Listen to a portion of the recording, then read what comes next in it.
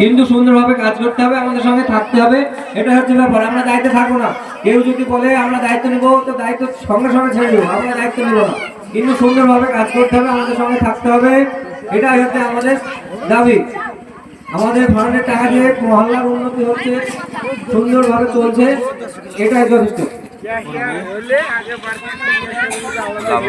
হ্যাঁ, ফান্ডের ব্যাপারে 2 মিনিট করে বলবে।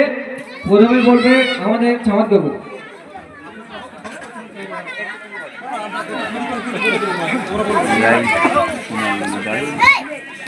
अस्सलामु अलैकुम नहमदुहु व नसल्ली अला रसूलिल करीम अम्मा बाद अऊज़ु बिल्लाहि मिनश शैतानिर रजीम बिस्मिल्लाहिर रहमानिर रहीम। चुप करो। व ताअवनु अलल बिर्रि वत तक़वा व ताअवनु अलल इस्मि वल उद्वान।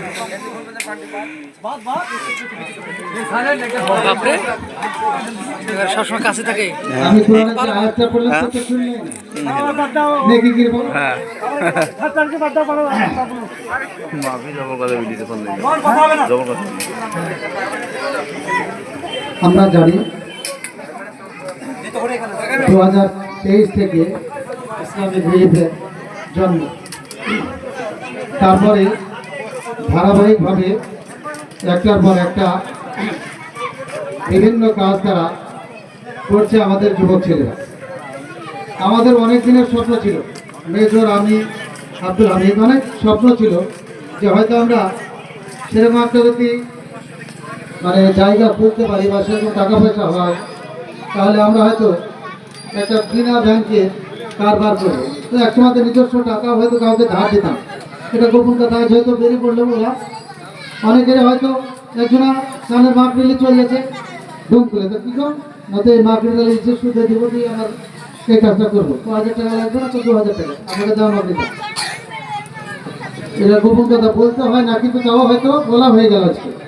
তো 2000 টাকা নিয়ে তার মাফিটা নিয়ে নিয়েছি, পরে 2 মাস বা 3 মাস পরে তারা টাকাটা দিয়ে আবার মাফিটা তারা নিয়ে গেছে। এই ধরনের পরিকল্পনা ছিল, আমরা হয়তো পারিনি, কিন্তু এখন ইসলামিক রিলিফের যে ছেলেপেলেরা আছে তারা যথেষ্ট এই বিষয়ে উদ্যোগী। আপনাদের টাকাগুলা যে ঠিকঠাক জায়গাতে ব্যয় হচ্ছে, আপনারা হয়তো একজনকে 100 টাকা দিবেন, এবার হয়তো সবাই মিলে দিলে তাকে 500 টাকা দেওয়া হবে, মানুষের উপকার করা। এটা আমাদের প্রত্যেকের চিন্তা ভাবনা। কয়েকটা প্রকার আছে, যেমন এখানে দাওয়াতি কাজের ব্যাপারটা আছে, কবর মাটি দেওয়া, সামাজিক উন্নয়নমূলক কাজ, বিভিন্ন ধরনের শিক্ষামূলক কাজ, বিভিন্ন রকমের কাজ আমরা আমাদের এই ছেলেরা করে থাকি। তার মধ্যে 1 নম্বর কাজটা আমাদের এখনও পেছিয়ে আছে, হয়তো সামনের বছর থেকে হয়তো আরও ত্বরান্বিত হবে আশা করি। হ্যাঁ, তাছাড়া এমনি ইসলামিক সহযোগিতা থেকে শুরু করি, পাড়া থেকে মরলে তাদের বাঁশ কাটা থেকে শুরু করে, এই একটা বড় কাজ। মানুষ যার মনে সেই বোঝে যে সেদিন বিপদে একদিন পাশে দাঁড়ানো, এটা হচ্ছে চারটিখানি কথা না। তার কবর খোলা থেকে আমাদের একটা স্কিম বাদ গেছে, যারা কবর খোলা তাদেরকে আমরা শান্তির কিছু দিই, এটা এবার হয়তো বাদ গেল। সামনের বছর থেকে হয়তো আমরা এটাও জারি রাখবো, শান্তির তাদেরকে কিছু উপহার করা। একদম একদম, মানুষ যদি সহযোগিতা করে, টাকা পয়সা না হলে সম্ভব না। মানুষ দান না করলে, একবারে যদি দান করে তাও ভালো, বছরের শেষে যদি একবার দেয় তাও একটা ভালো দিক, এটা একটা বিষয়। আর ইসলামিক রিলিফের যারা কর্ণধর কার্য, তারা হিসাবপত্র সমস্ত মেনটেন করে, তাদেরকে বিশ্বাস রাখতে হবে, এদের স্বচ্ছ। আমাদের মসজিদের ক্যাশিয়ার মতন ভাবলে হবে না, সামাদ ঘর করে নিলেও মসজিদের টাকা দিয়ে ভাবলে হবে না। যাকে দায়িত্ব দিয়েছি তাকে সঠিকভাবে জানতে হবে যে সে আমাদের টাকা 1 টাকা নড়াচড়া করবে না, মানসিকতা নিতে হবে। আমাদের ট্রাস্ট হবে, শিক্ষা ব্যবস্থার দিকে আমরা হয়তো যাব, আমাদের অনেক পরিকল্পনা আছে, ইনশাল্লাহ সেটা হবে। আপনারা সহযোগিতা করলে, বিশেষ করে যুবকদেরকে বলি, তোমরা নয়নদের পাশে থাকবে, জালিমদের পাশে থাকবে, আমাদের পাশে থাকবে। মানুষ একটু একটু করে দান করতে করতে পাহাড় তৈরি হয়ে যায়। হ্যাঁ, তো আমরা প্রত্যেককে বলবো যে এই ট্রাস্টের প্রতি আমাদের প্রত্যেকের সহানুভূতি থাকার দরকার। একসময়তে এরাই হয়তো ভবিষ্যতে একটা ভালো কাজ করবে, সেটা আমি আশা রাখি। এরপরে আমার সংক্ষিপ্ত বক্তব্য শেষ করার আগে আমি যে কোরআনের আয়াতটা পড়েছি, সেই কোরআনের আয়াতটাকে আমি একটু মানে করে দিয়ে শেষ করি। ওয়ালা তা'আওয়ানু আলাল বিররি ওয়াত তাকওয়া ওয়ালা তা'আওয়ানু আলাল ইসমি ওয়াল উদওয়ান।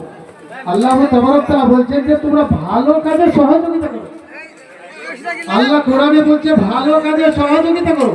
তো ইসলামিক রিলিফের যে সমস্ত সদস্যরা তারা সব সময় ভালো কাজ করছে, সেই হিসাবে তাদেরকে সাহায্য সহযোগিতা করা। আমরা অর্থ দিয়ে না ভাই মুখের কথা দিয়ে সহযোগিতা করবো। কেউ একটা উল্টো পাল্টা কথাবার্তা বলছে রিলিফ সম্পর্কে, আমরা তাকে বলতে পারি না তুমি ধরো কথাবার্তা বললো, তারা সৎ আছে, তাদের মানসিকতা ঠিক আছে, আপনার টাকা থেকে বড় কাজ হলো এটা। এইভাবে যদি আমরা, আল্লাহ কোরআনে বলেছে যে তাদেরকে সহযোগিতা করো, ভালো কাজে সহযোগিতা করো, আর মন্দ কাজ থেকে দূরে থাকো, তখন সহযোগিতা করিও না। তাহলে ইনশাল্লাহ আমরা প্রত্যেকে এখানে এই কোরআনের আয়াতটাকে আমরা মানার চেষ্টা করব। আমরা যেভাবে পারি, অর্থনৈতিক দিক দিয়ে, ভাষার দিক দিয়ে, চলাফেরার দিক দিয়ে, যে দিক দিয়ে হোক, এই ট্রাস্টকে একসময় ট্রাস্ট হবে, এটাকে সহানুভূতি দেখে এবং আর্থিক দিয়ে, আর্থিক ছাড়া হবে না, আর্থিক দান করে মূল্যায়ন করে আমরা সেই জায়গাটাকে আরো উন্নত মানের দিকে নিয়ে যাবো এই চেষ্টা করি। এবং আমার সংক্ষিপ্ত বক্তব্য শেষ করি। আসসালামু আলাইকুম ওয়া রাহমাতুল্লাহ।